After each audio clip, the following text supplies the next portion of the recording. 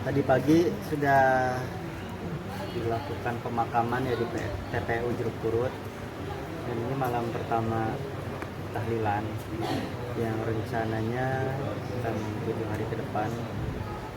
Setiap sehabis isya tahlilan, hari pertama, kedua, ketiga, kalau nggak salah 4, 5, 6-nya internal keluarga, terus hari ketujuh nanti tahlilan umum. Sebagai anak mungkin ini di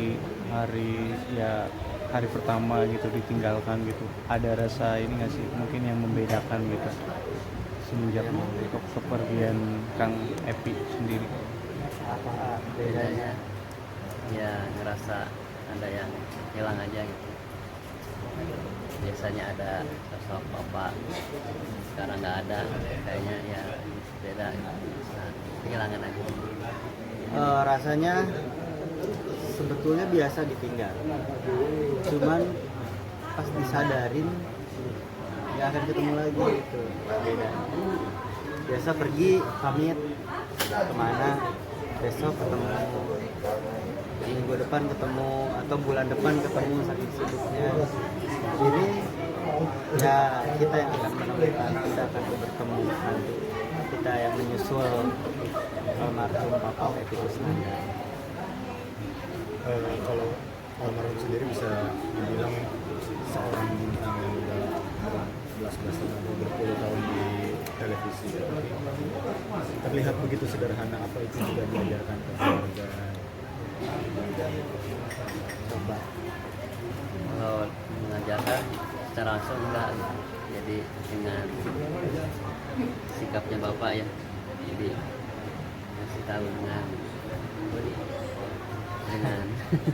nggak langsung ngajarin gitu, jadi kamu harus ini enggak gitu, mencontoh. ya, bukan menggurui ya, bukan langsung mengarahkan, bukan langsung mengajari, tapi menjadi panutan ketika ngelihat apa sehari-hari gitu. Terus apa tadi bukan mau jawab itu. Sederhanaan. Apa? Oh, kesederhanaan ya. Karena Papa Epi itu lebih senang diekspos-nya itu lebih ke karyanya, lebih ke idealisnya ya, lebih ke karyaannya, gagasannya, dibandingkan pencapaian materi gitu, pencapaian secara apa yang udah didapat, secara istilahnya apa ya, lebih harta mungkin tidak diumbar, bukan diumbar ya, tidak dipertontonkan, tapi karya-karyanya yang selalu dia all out itu di karya-karyanya.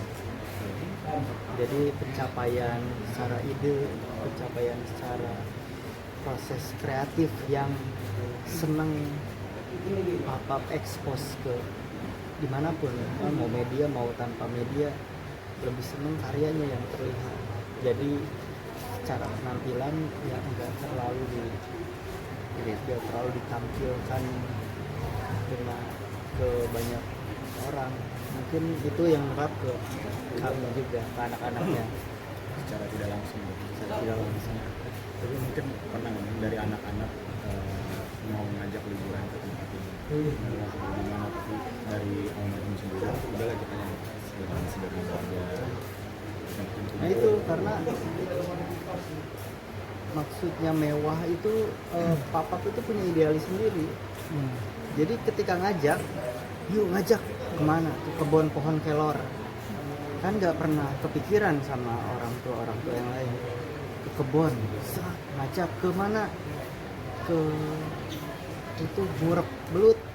Nah, ya kan itu mewah menurut Papa.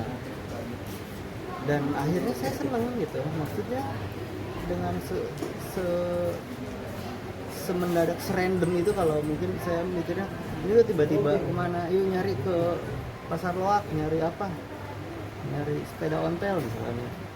Jadi serandom itu buat ngajak jalan-jalan, tapi akhirnya langsung dilakuin satu juga, kemana. Jadi itu yang berkesan, karena nggak pernah sama sekali yuk kita ke pantai, enggak, yuk kita ke gunung atau camping, kayaknya enggak ya, enggak pernah sama sekali. Tapi kalau ngajak ke kemana terakhir pernah diajak yang agak-agak tiba-tiba terus Nah, itu nyari daun kelor. nah nyari daun kelor, karena itu lagi seneng sama pohon kelor sama daun kelor, jadi fokus ke pelosok-pelosok sampai dicari kemana-mana. Itu yang berkesan akhirnya. Tapi kamu sendiri sebagai anak pernah nggak sih misal rekomendasi tempat-tempat mungkin yang belum pernah dikunjungi kayak tadi kan pantai, gunung, terus tanggapan papa Akhirnya apa? saya ngerekomendasinya ke tempat yang lebih aneh lagi gitu.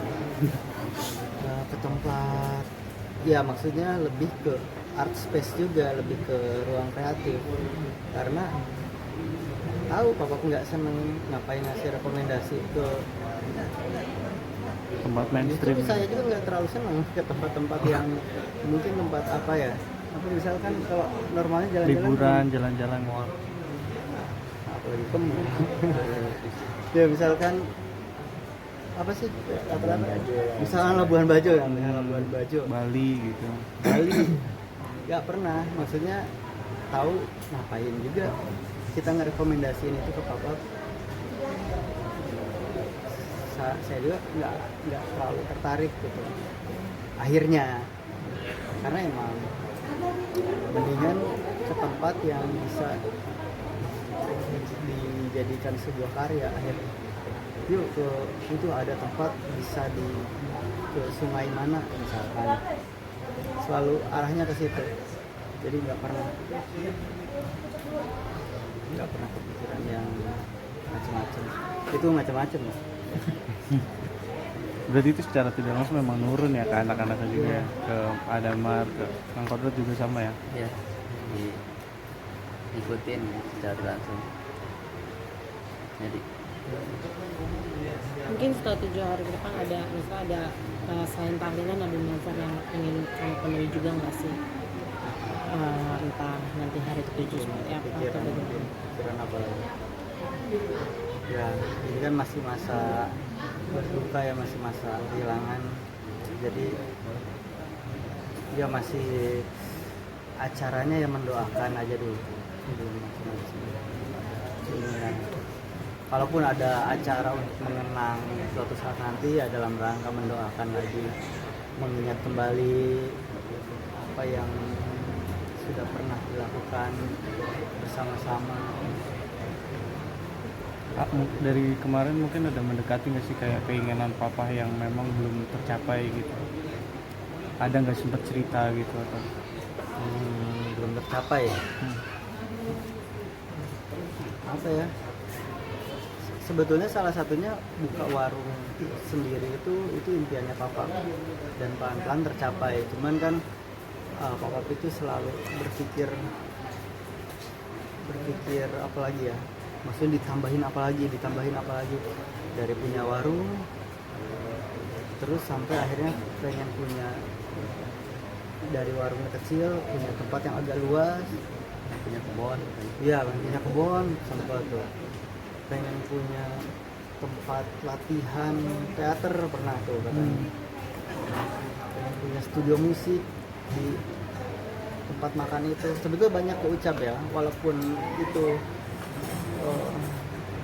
belum terwujud atau enggak, kan itu proses, sebetulnya proses. Kalau misalkan pop-up masih ada, mungkin itu progresnya, itu perkembangannya pasti ke arah sana, pasti itu yang bakal dicapai ke depannya kalau sesuai sama apa yang didengar sama cerita-cerita papa. Mungkin ada nggak sih kamu pengen mewujudkan dari salah satu impian Kang Epi sendiri?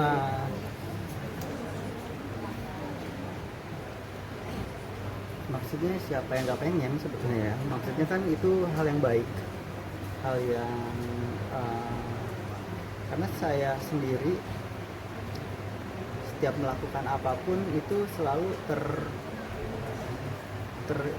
bukan terinspirasi, terdorong oleh keinginan papa. Jadi padahal nggak minta gitu, nggak nyuruh tolong lanjutin, nggak pernah nyuruh tolong terusin ya ini, tapi karena selalu apa ide yang pernah disampaikan sama papa itu selalu otomatis kayak meneruskan gitu tanpa paksaan, dan terlanjutkan atau enggak ya itu nggak masalah. Udah? Oke, Terima kasih. makasih.